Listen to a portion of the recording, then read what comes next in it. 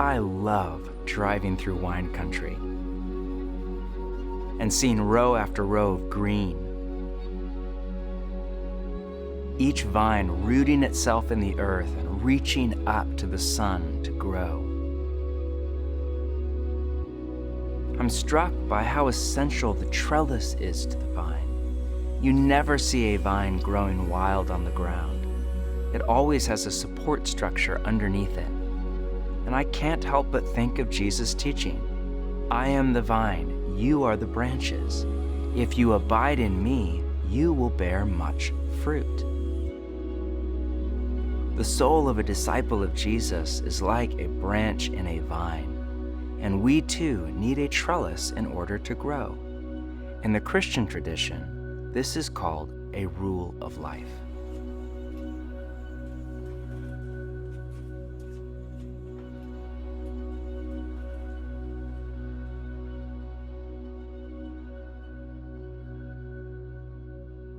Over the last 6 sessions, we've laid out a vision of apprenticeship to Jesus.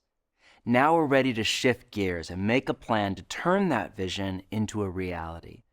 Transformation is possible, but it's not inevitable. It won't just happen. We need a plan. Pete Scazzero of Emotionally Healthy Discipleship has said, nurturing a growing spirituality with depth in our present-day culture will require a thoughtful, conscious, intentional plan for our spiritual lives. We all have a plan for the things we most value. Most of us have a plan for our money, or what we call a budget. We have a plan for our time, or what we call a schedule. Many of us have a plan for our career, or summer vacation, or our diet or exercise routine, but not for our apprenticeship to Jesus. I've been around soccer moms with more of a plan for their kids' pathway to professional sports than for their discipleship to Jesus. The question is, how do we make a plan to be spiritually formed? Let me introduce you to the answer the first followers of Jesus came up with. They called it a rule of life.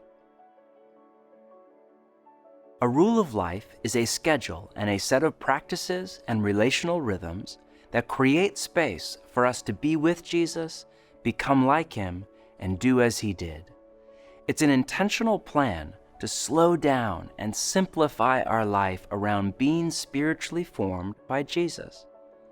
Rule of life is ancient language, so it can sound strange or even off-putting to our modern ears. But notice, it's rule of life, singular, not rules for life, plural. The original Latin word used by our spiritual ancestors was regula, where we get English words like regular and regulation, as well as rule and ruler, because it literally means a straight piece of wood. Some scholars believe it was the word used in the ancient Mediterranean for a trellis in a vineyard. In John 15, Jesus gave his most famous teaching on spiritual formation. I am the vine, you are the branches. If you remain in me and I in you, you will bear much fruit. Apart from me, you can do nothing. If you do not remain in me, you are like a branch that is thrown away and withers. Such branches are picked up, thrown into the fire, and burned. If you remain in me and my words remain in you, ask whatever you wish, and it will be done for you. This is to my Father's glory, that you bear much fruit, showing yourselves to be my disciples. Early Christian teachers picked up on Jesus' metaphor and followed it to its logical conclusion. For a vine to bear much fruit, what does it need? A trellis, a support structure to lift it up off the ground, guide it in the desired direction, and guard it from damage, disease, and dangerous predators. In the same way, to abide in the vine and bear much fruit, apprentices of Jesus need a trellis, a support structure, to guard and guide their lives into transformation. A rule of life is exactly that, a trellis. It's a way to schedule into our daily life practices and relational rhythms that align our time and our habits to our deepest desires, to be with Jesus and become like him. The motivation behind a rule isn't duty, it's desire. Think of the way an athlete disciplines themselves with daily drills, or a musician with daily practice. It's all in service of a deeper desire. They know we have to connect our desires to daily disciplines if we want to see them become a reality. For apprentices of Jesus, a rule of life is made up of daily practices, like beginning your day in prayer and the reading of Scripture. Weekly practices, like keeping Sabbath and gathering with community. And monthly practices, like serving the poor and preaching the gospel.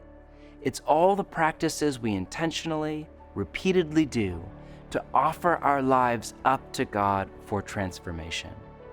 Put another way, a rule of life is an intentional plan for our spiritual formation. And in the chaos of modern life, with all its hurry and digital distraction and cross pressures, we need a rule more than ever before. It's an ancient idea whose time has come again. You may love this concept of a rule of life, or you may hate it, especially if you're a more spontaneous and fun-loving personality, or if you come out of a legalistic religious background and are wary of any talk of rules.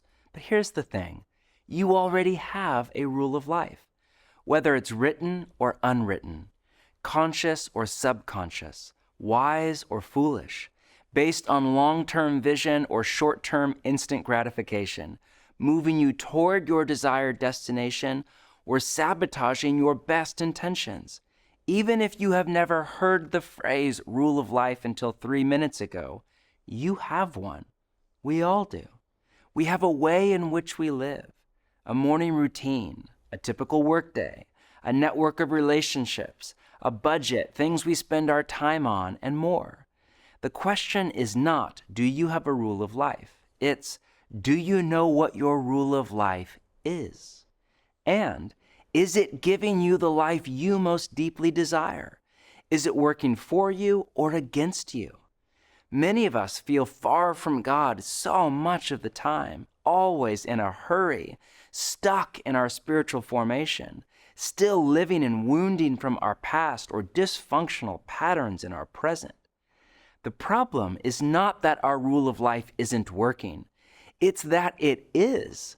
You and I are being formed, for better or worse, by the choice architecture of our lives, by all the habits and relationships and environments and decisions that fill our days, by our rule of life.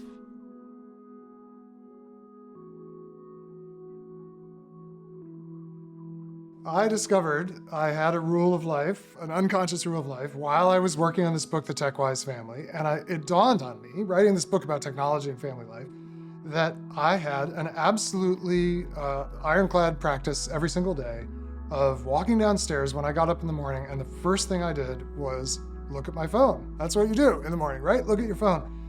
And, I'd be making tea, but even before the tea was finished, I'd let the glowing rectangle tell me whatever I needed to pay attention to. All the urgencies, all the outrages, all the demands, all the opportunities. And somehow I had the presence of mind one morning to think, this cannot possibly be the best way to start my day, because it would just instantly adrenalate me, So I thought, well, what could I do instead that would be kind of a sufficient counter-discipline to this habit of picking up my phone every day? And I thought, what I ought to do is go outside. So I decided that every day, after making my tea, there's one habit I'm not going to give up, which is tea first, but I'd take my tea outside and just walk out the front door, stand outside just for a few moments, and just experience whatever the day had for me before I turned to the glowing rectangle. And the first 2 weeks that I was trying this, every day was a ridiculous spiritual battle. Like, this is not a complicated thing to do. And yet every morning it was like this phone, I could almost sense like a voice calling to me from the little phone. Don't you need to check me? Don't you want to try me? And I'd have to resist and say, no, get behind me. I'm going outside first. 2 weeks in, I heard the voice, just like the days before, but something absolutely flipped. And instead of feeling temptation and allure, all I felt was revulsion and repulsion. Like, why would I invest in you this most beautiful first moment of my day rather than go out and be a creature in God's creation? And ever since I've done this, it is one of the most spiritually transformative things I've done with my life, probably in the last 10 years, maybe embarrassingly.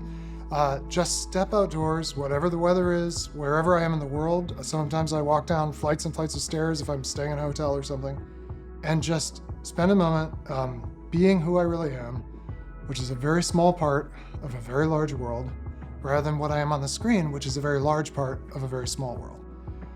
And it's been a gift to choose to be who I really am. And that's what our disciplines are for. That's what the real rule is for, is to choose to be who I know I am and want to be.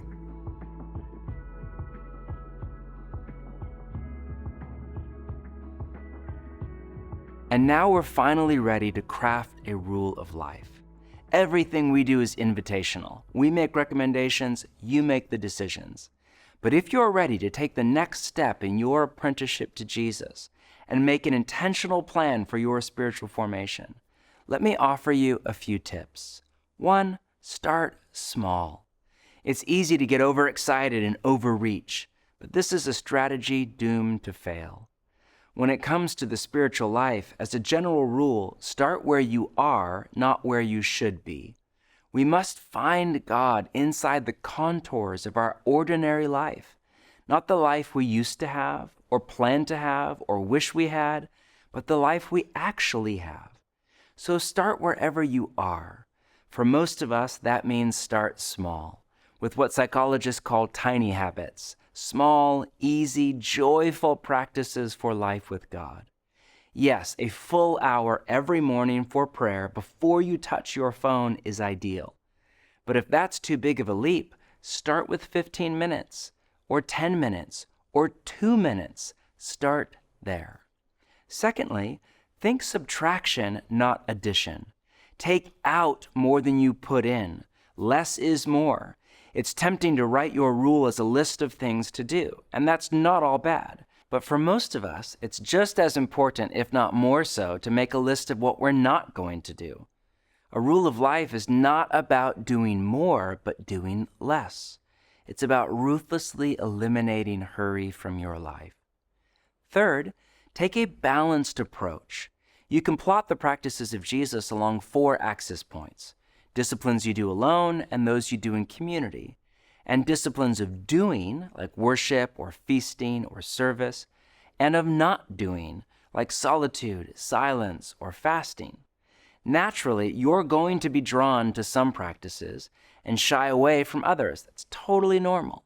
Just make sure you design a rule that covers the whole range of your formation, not just your personality preferences. That said, take into account your personality and season of life. Work with your personality, not against it. If you're more introverted and intellectual, carve out plenty of time to read and reflect. If you're more extroverted and action-oriented, prioritize doing meaningful things with other people. Yes, we need a balanced approach, but some of us need way more of certain practices than others. Design a rule that is congruent with your personality and season of life. Just as our budget and schedule change through the various seasons of our life, our rule must as well. Fifth, there is no formation without repetition. Formation is slow and at times monotonous work.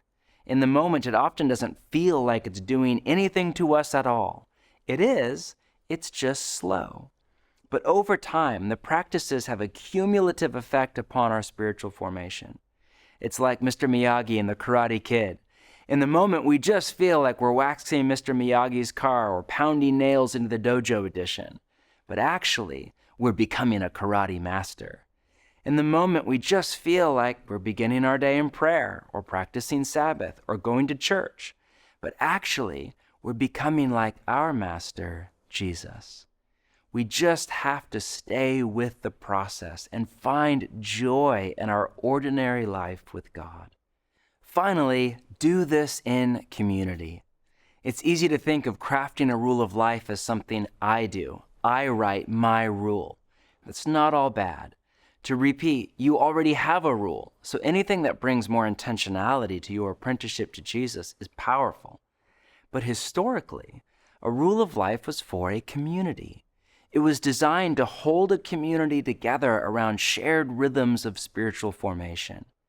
And following a rule in community can change everything. There's something about starting the Sabbath, not just by yourself, but with a meal in community, makes the entire practice so much more fun.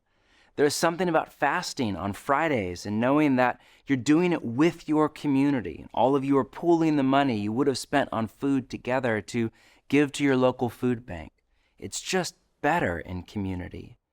So, as you make a rough draft this coming week of your first rule of life, if at all possible, do it in community. You could do it with one friend, or your small group, or table community, or women's Bible study, or even with your entire church. This will be a lot messier and take a lot longer to figure out, but that's okay. It will be worth it. In your guide is an example rule of life from Practicing the Way that I live by with our community, along with a few other samples from different people in different stages of life. But this does not need to feel overwhelming. Again, start small. Your rule may start as 2 or 3 simple practices, beginning your day by reading a psalm, getting coffee with a close friend once a week, and spending a few hours each Sunday in Sabbath rest. That's a beautiful start. You can always add practices in over time. Just take the next step.